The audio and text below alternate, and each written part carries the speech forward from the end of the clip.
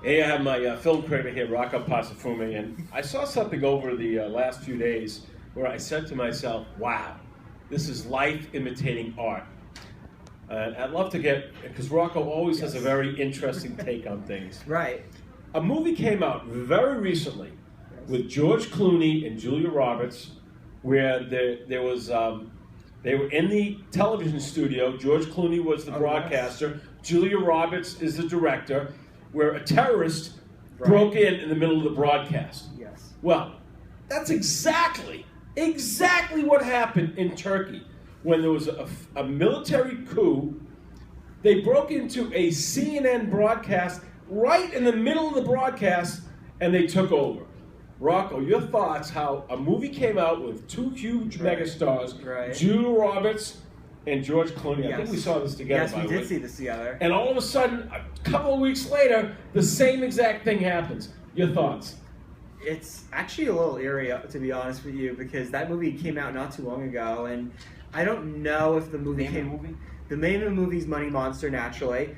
And like I said, it did not come out that long ago. It came out in May. And I don't know if the movie came out in Europe or not, but if it did, it wouldn't really surprise me how the quick speed of this may have been inspired by. I don't know. I can't get in the minds of people that did this, but that's really, really eerie that happened not too long after this movie came out. So it just really shows that sometimes people have their finger on the pulse a little too well. There's plenty of movies that have been a bit ahead of things that have actually happened. You look at maybe the horror movie Scream, to give you a good example. That's a movie that kind of predated all the things like Columbine and things like that. I bet how many people watched the movie Money Monster with Julia Roberts and George Clooney and said, oh, something like that could never happen. I would agree. Like, I saw the movie with you, and my feeling is that, yes, as much as the world is kind of becoming more fluid than it has been in the last couple of years, with advanced technology and all that, it still seemed rather implausible that this would happen. But you learn especially the last couple of weeks, that nothing just can really shock you anymore. Everything anything can happen today.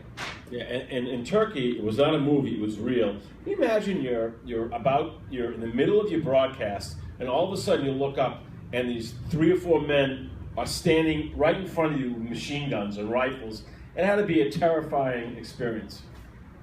Yeah, you can't. That is very eerie. Like, you're watching it on your television, you think, like, I can't imagine what the Turkish people are feeling. They must feel like the world is falling out from under them in their own country. It's kind of crazy. Like, I can't imagine. I can't imagine Americans having to deal with that. You have Turkish people dealing with that, and then you have people here who are just seemingly so shocked by every new thing that happens. I can't imagine that it would be a reaction anything less than really seismic and earth-shattering.